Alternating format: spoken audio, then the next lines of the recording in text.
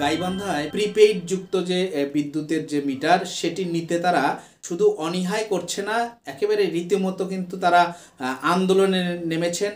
এই prepaid meter আঞ্চলিক ভাষায় যে মরার উপর খাড়া ঘা, আমাদের মতো গাইবান্ধার মতো অবহেলিত জনগোষ্ঠীর উপর এই প্রিপেইড চাপে দেওয়া মানেই এখানে একটা গাইবান্ধাবাসীর উপর আমি বলবো যে কত বড় একটা বোঝা চলে আসবে। না পারবে তারা বিদ্যুৎকে ব্যবহার করতে, না পারবে তারা সুন্দরভাবে বাঁচতে। আসলে এটা প্রিপেইড যে মিটার, এটা প্রিপেইড চুরি, এই যে ডিজিটাল চুরি। দোহা চাকামার্কা খাঁটি সরিষার তেল, শাখের করাত যাইতেও কাটবে, আসতেও কাটবে। আমরা প্রিপেইড চাই না, আমরা যে মিটারে অভ্যস্ত সেই মিটারের পক্ষে আছি। আগামীতে এই ডিজিটাল প্রিপেইড মিটারের জন্য প্রতিরোধ আন্দোলন গড়ে তুলব। আমরা জেলা প্রশাসক মহোদয়কে অনুরোধ করব। যে অনেকগুলো সরকারি দপ্তর আছে, এই দপ্তরগুলোতে কোটি কোটি টাকা বকেয়া পড়ে গেছে। এই কোটি কোটি টাকা বকেয়া এগুলোতে প্রিপেইড মিটার শুরু করুক এখান থেকে। আমরা এই সাধারণ গ্রাহক, আমরা যদি এক মাসে বিল না দিতে পারি, পরের মাসে গিয়ে আমাদের একটা লাল একটা টোকন ধরে দেয়। ওই লাল টোকনটা ধরে দেয়, পরের মাসে যদি আমরা দিতে না পারি আমাদের একটা মামলার প্রক্রিয়াধীন মামলা দিয়ে দেয়।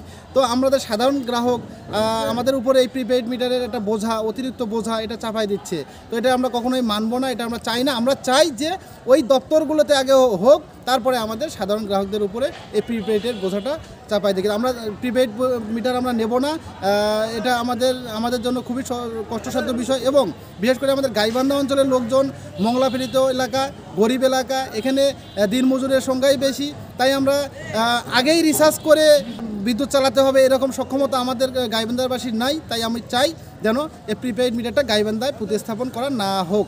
প্রিপেইড যুক্ত মিটারের সুবিধাগুলো কি আমি জানতে চেয়েছিলাম। গাইবান্ধায় কর্মরত নেসকো ওয়ান এর যে নির্বাহী প্রকৌশলী মোহাম্মদ ফজলুর রহমান, ওনার সঙ্গে আমার কথা হয়েছে। উনি যেমনটি বলছিলেন যে এই প্রিপেইড মিটার সংযোগে গ্রাহকদের কিন্তু তারা চাইলে দেশের যে কোনো প্রান্ত থেকেই এই মিটারে তারা কিন্তু রিচার্জ করতে পারবেন। এবং এই প্রিপেইড মিটারে কিন্তু ওভার আন্ডার বিলিং এটি কিন্তু হবে না। এছাড়া গড় বিল বা অনাকাঙ্ক্ষিত যে কম বেশি যে বিল, এই বিষয়গুলো কিন্তু থাকবে না। এই প্রিপেইড মিটারে কিন্তু বেশ কিছু সুবিধা রয়েছে। বিদ্যুতের এই সাধারণ যারা গ্রাহক তারা কিন্তু এই প্রিপেইড সিস্টেম কিছুতেই তারা মেনে নিচ্ছেন না, এবং এই ব্যাপারটি নিয়ে কিন্তু গাইবান্ধায় আন্দোলন হচ্ছে। এবং তারা কিন্তু এই গাইবান্ধায় কিছুতেই এই প্রিপেইড মিটার যেন সংযোগ স্থাপন না হয় এটির দাবি তুলছেন তারা।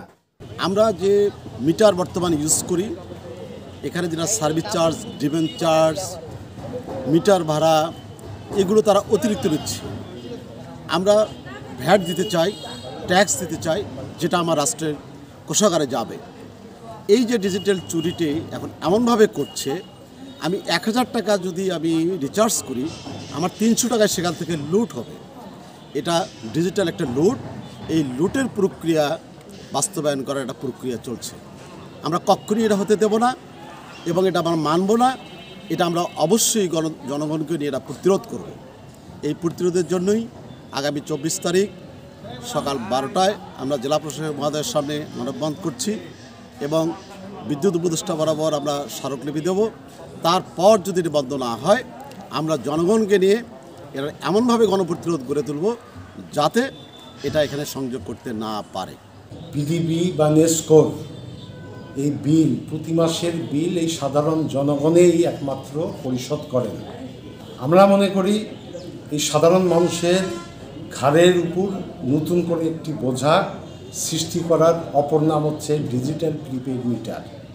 ডিজিটাল প্রিপেইড মিটারটাকে অবশ্যই প্রতিহত করতে হবে। সাধারণ মানুষ যদি প্রতি মাসের বিল দিতে পারে, তাহলে আমাদের ঘাড়ে কেন এই বোঝাটা দিচ্ছেন?